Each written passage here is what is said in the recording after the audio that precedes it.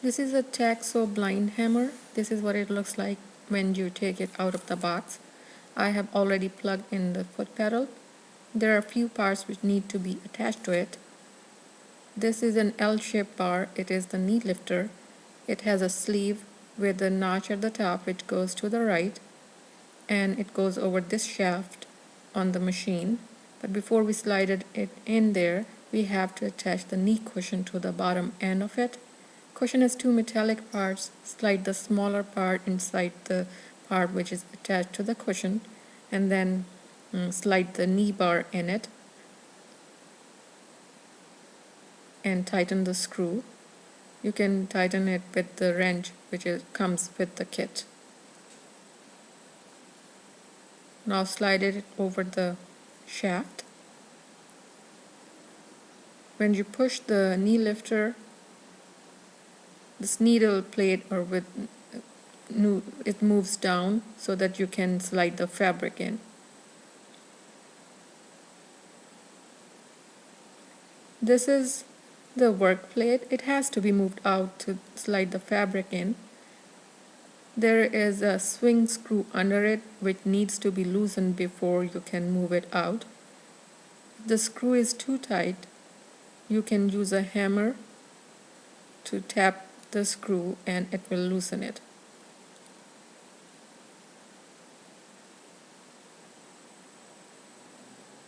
This is the thread guide.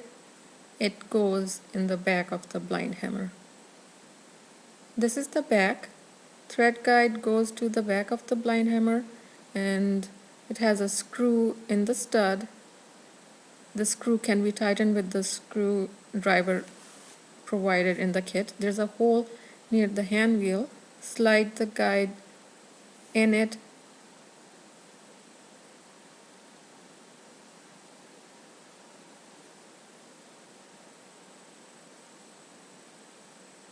There is another screw on the top of the machine.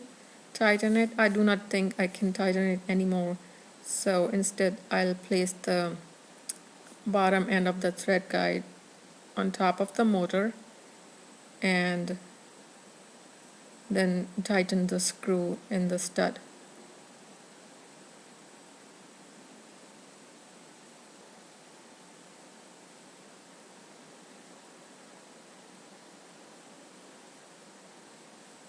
I have placed a cone thread on top of the thread base, which goes through the thread guide, then through the first hole near the tension disc, then through the other hole, which is on the left side of the tension disc.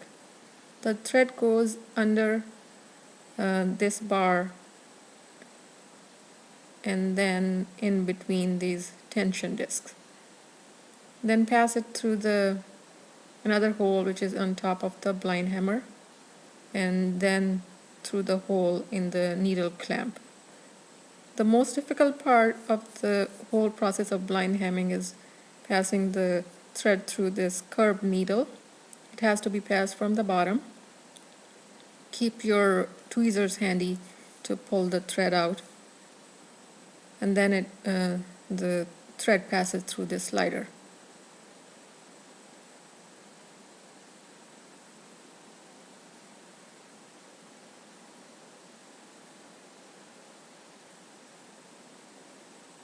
This is the plunger regulator. Right now it's set at 4, which means for medium fabrics. This is the skip stitch lever, and I have moved it to 2-to-1 skip stitch. Push the knee lifter down and slide the fabric in. And the fabric has to be under this bar, and it has to be between this notch of the cloth retainer. Also, the fold of the fabric has to be on the right side of this guide. I'm going to move the hand wheel clockwise by hand so that you can see how it works. Needle is going to take a bite into the fabric fold,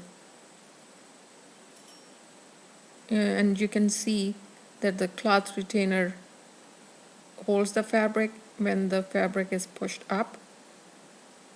and the needle takes a bite in the fabric and then the fabric, folded fabric.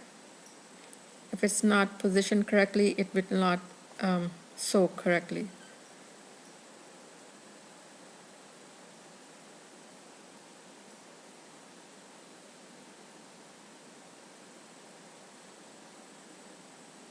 Now let's start sewing.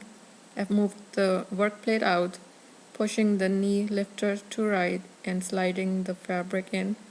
The folded side is on the right side of the edge.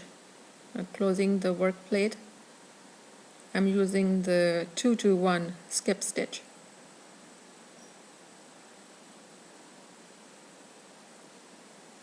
This is what it looks like from the back.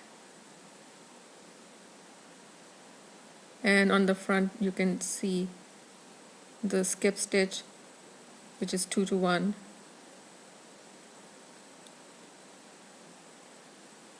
This is 1-to-1 skip stitch from the back. It looks exactly the same. And this is from the front. Here the stitches are placed closely.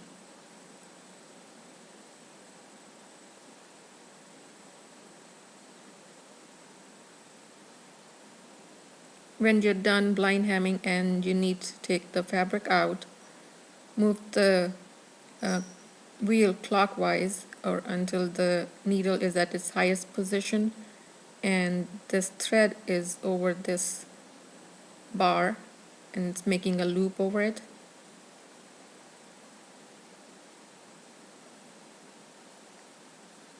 Push the knee lifter and pull the fabric out from behind, and the thread breaks and the stitch locks.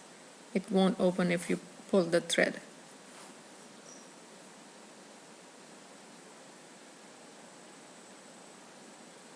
This is where the stitch has not been locked, so if you pull the tail, the thread will keep on undoing.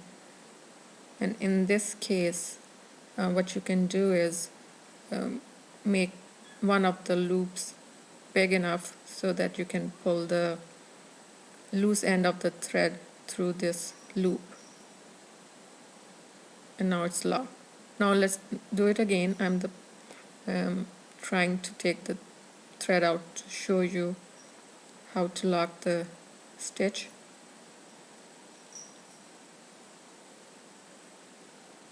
Again, when you see the loop, make it a little bigger and pull the loose end of the thread through this loop and it will lock the stitch.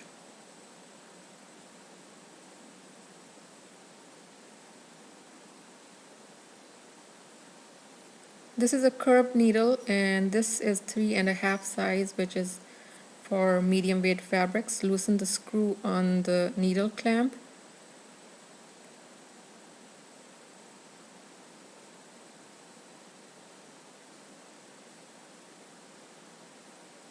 The flat end of the needle is towards you and the back is the rounded side of the needle.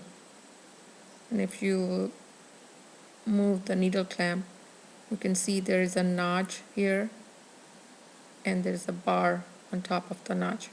You have to slide the needle in this notch as far as it will go and then lock the clamp.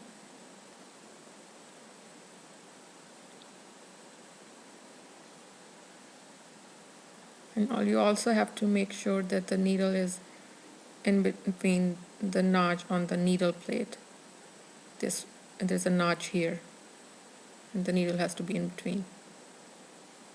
Now you can tighten the screw and that's how you change the needle.